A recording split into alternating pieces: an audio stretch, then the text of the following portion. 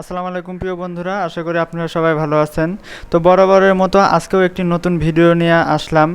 আজকের ভিডিওটি যে বিষয়টি নিয়ে হবে সেটি ইতিমধ্যে কিন্তু আপনারা বুঝতে পেরেছেন। তো আমরা অনেক সময় উইন্ডোজ দেওয়ার পরে দেখি কম্পিউটারটা খুব ফাস্ট কাজ করে, কিন্তু যত দিন যায় ধীরে ধীরে কম্পিউটারটি স্লো কাজ করা শুরু করে। তো এই স্লো কাজ করার কিছু কারণ রয়েছে যেটি আমরা অবলম্বন করি না। আমরা যদি সঠিক নিয়মে কম্পিউটারটা চালাইতে পারি তাহলে কিন্তু উইন্ডোজ দেওয়ার সময় যেরকম কম্পিউটারটি ফাস্ট কাজ করতো ঠিক একই কাজগুলা কিন্তু আমরা লাইফ টাইম যখন ব্যবহার করব তখনও কিন্তু পেতে পারি। কম্পিউটার স্লো হয়ে গেছে এগুলোর লক্ষণ কি? যেমন ধরুন, ফেসবুকে গেলে ভিডিও দেখতে কোনো সমস্যা হচ্ছে এবং জিমেল বা অন্য কোনো সাইটে ঢুকতে গেলেও অনেক সমস্যার সম্মুখীন হতে হচ্ছে, অথবা আমাদের কম্পিউটারে কোনো কাজ করার ক্ষেত্রেও অনেক স্লো কাজ করছে। কম্পিউটারে আমরা যখন হার্ড ডিস্কে যাচ্ছি, হার্ড ডিস্কে ঢোকার ক্ষেত্রে লোড নিচ্ছে। তো এইগুলোকেই সাধারণত বলে কম্পিউটার স্লো হওয়া। স্লো কাজ করে তাহলে অবশ্যই আপনারা ফাস্ট কাজ করাতে পারবেন। তো এই ফাস্ট কাজ করানোর জন্য 4টি পথ আপনাদেরকে অবলম্বন করতে হবে। বন্ধুরা, আপনার উইন্ডোজ 10 বা উইন্ডোজ 7 অথবা আপনার ল্যাপটপ থেকে যখন আপনার ল্যাপটপটি বা কম্পিউটারটি যখন চালু করবেন তখন অবশ্যই আপনার মনের অজান্তে হলেও আপনি কম্পিউটার বা ল্যাপটপে রিফ্রেশ মারেন। তো আমাদের ফার্স্ট স্টেপ হলো রিফ্রেশ মারা। আমরা যখন কম্পিউটারে চালু করব তখন আমাদের রিফ্রেশ মারতে হবে, বা কোনো ফাইলে ঢোকার ক্ষেত্রেও কিন্তু আমাদেরকে রিফ্রেশটা মারতে হবে। রিফ্রেশ মারলে অনেক সময় কম্পিউটারটি ভালো কাজ করে, এটা আমরা কম বেশি সবাই জানি। এবার আমরা দেখাবো নাম্বার 2। চ্যানেলটি এখনও যারা সাবস্ক্রাইব করেননি তারা অবশ্যই সাবস্ক্রাইব করে নেবেন। তো বন্ধুরা, ভিডিওটি না টেনে সম্পূর্ণ দেখার চেষ্টা করবেন, তাহলেই আপনি সব কিছু বুঝতে পারবেন। তো বন্ধুরা, আমি আপনাদেরকে এখানে দেখিয়ে দেব দুরকমভাবে আপনারা আপনাদের কম্পিউটার বা ল্যাপটপ থেকে আপনারা ট্যাম্প ফাইল আনতে পারবেন, অর্থাৎ ক্যাশ ফাইলগুলো ডিলিট করতে পারবেন। আমি আপনাদেরকে এখানে ট্যাম্প ফাইলের দুটি ফোল্ডার দেখিয়ে রাখি। বন্ধুরা, এখানে দেখতে পাচ্ছেন যে 2টি ট্যাম্প ফাইল। তো এই ফাইলে প্রথম ফাইলটি আমি একটু বড় করে নেই, এবং বড় করার পরে এখানে দেখতে পাচ্ছেন প্রচুর ট্যাম্প ফাইল রয়েছে। ট্যাম্প ফাইল এখানে যেগুলো দেখতেছেন এগুলোকে বলা হচ্ছে ট্যাম্প ফাইল, এবং এগুলোকে বলা হচ্ছে ক্র্যাশ ফাইল।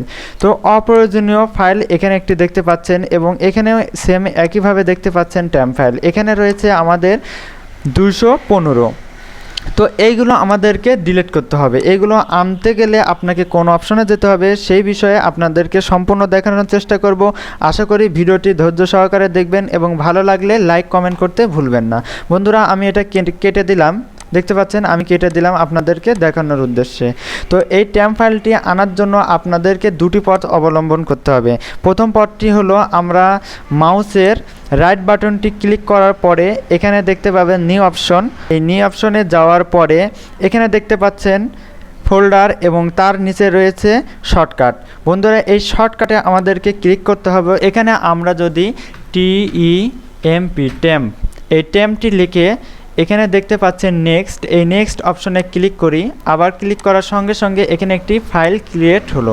বন্ধুরা, দেখতে পাচ্ছেন আমাদের ডেস্কটপে একটি ফাইল ক্রিয়েট হলো। তো এই ফাইলে আমরা ঢুকলে পরে দেখতে পাবো যে 215টি ট্যাম্প ফাইল বা ক্যাশ ফাইল রয়েছে। এখানে দেখতে পাচ্ছেন 215টি। তো আমরা এভাবেও আনতে পারি। বারবার ফাইল না করে আমরা চলে যেতে পারি আমাদের ওই উইন্ডোজ আইকনে, অর্থাৎ স্টার্ট মেনুতে আসার পরে এই সার্চ অপশনে আমরা লিখব রান। বন্ধুরা, এখানে দেখতে পাচ্ছেন রান নামে একটি অপশন। তো এই অপশনটি আমরা এখান থেকে রাইট বাটনে ক্লিক করে ডেস্কটপে নিয়ে আসবো। তো এখানে নিয়ে আসার পরে এখানে বন্ধুরা আপনারা কি একটু খেয়াল করবেন যে চলে আসলো রান ফাইল। তো এই রান ফাইলে গিয়ে এখানে বন্ধুরা আপনাদের রান অপশনে আমরা ক্লিক করব। ক্লিক করার পরে এখানে আপনাদেরকে জাস্ট লিখতে হবে তো এই টেম্প লিখে এন্টারে ক্লিক করার সঙ্গে সঙ্গে কোনো ফাইল ক্রিয়েট না হয়ে আমাদের এই ট্যাম্প ফাইলটি ওপেন হবে। বন্ধুরা, দেখতে পাচ্ছেন ট্যাম্প ফাইলটি 215। তো এই 215 এই ফাইলটি কিন্তু আপনাদেরকে সম্পূর্ণভাবে ডিলিট করে দিতে হবে।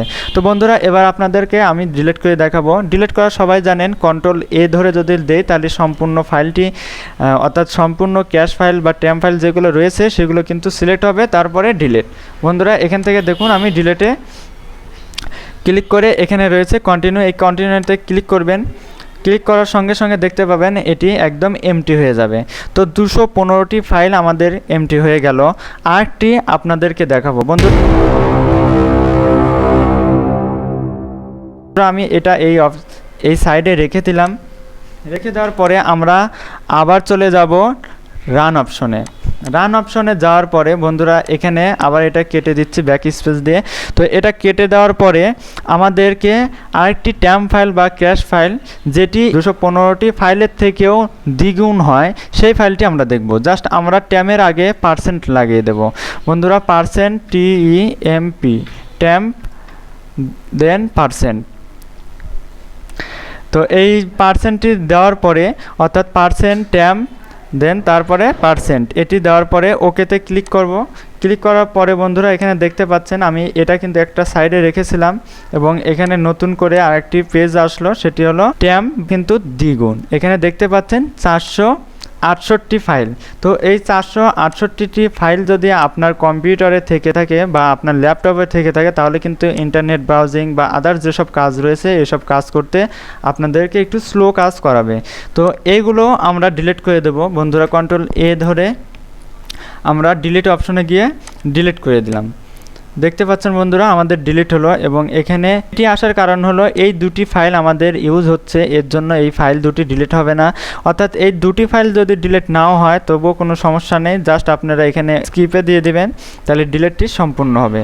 তো বন্ধুরা এবার দেখুন আমাদের দুটি ট্যাম্প ফাইল অথবা ক্যাশ ফাইল কিন্তু একদম এমটি। এখন আপনাদেরকে আমি আরেকটি অপশন দেখাবো, সেটি হলো আমাদের রিসাইক্লিং বিন। আমরা যতক্ষণ এখানে যে ফাইলগুলো দেখতে পাচ্ছেন ট্যাম্প ফাইল আমরা যে ডিলিট করলাম, এই রিসাইক্লিং বিন থেকে কিন্তু আমাদেরকে সব কিছু ডিলিট করে দিতে হবে। তো এই রিসাইক্লিং দিয়ে আমাদের 3টি দেখানো হলো, অর্থাৎ এই রিসাইক্লিংটি ডিলিট করতে হয়, এটা আপনারা সবাই জানেন। এর জন্য এটাকে আমরা 4টির মধ্যে ধরলাম না। আমরা চলে যাব আবার রান অপশনে, এবং রান অপশনে গিয়ে আমাদের যেটি করতে হবে বা লিখতে হবে সেটি হলো TREE ট্রি। বন্ধুরা এটি যতবার আপনারা কম্পিউটারটি চালু করবেন বা বন্ধ করবেন অথবা আপনার কম্পিউটারটি যখন স্লো কাজ করবে, এটি আপনারা ট্রি লিখে জাস্ট ওকে করবেন। মনে রাখবেন এটা রিফ্রেশ করার থেকেও অনেক ভালো কাজ করে। প্রিয় দর্শক, ভিডিওটি আজকে এখানেই শেষ করছি এবং আমার দেখানো 4টি অপশন অবশ্যই আপনারা ট্রাই করে দেখবেন। এবং এগুলো বাদেও আরও কিছু অপশন রয়েছে যেগুলো দিয়ে আপনার পিসি বা আপনার ল্যাপটপটি আরও ফাস্ট কাজ করাতে পারবেন। সেগুলো যদি আপনার প্রয়োজন হয়ে থাকে তাহলে অবশ্যই কমেন্টের মাধ্যমে জানাবেন, আমরা সেই বিষয়ে ভিডিও দেওয়ার জন্য চেষ্টা করব। এবং ভিডিওটি যদি ভালো লেগে থাকে অবশ্যই লাইক করবেন, কমেন্ট করে আপনার মতামতটি জানাবেন এবং চ্যানেলে নতুন নতুন ভিডিও পাওয়ার জন্য চ্যানেলটি সাবস্ক্রাইব করে রাখবেন।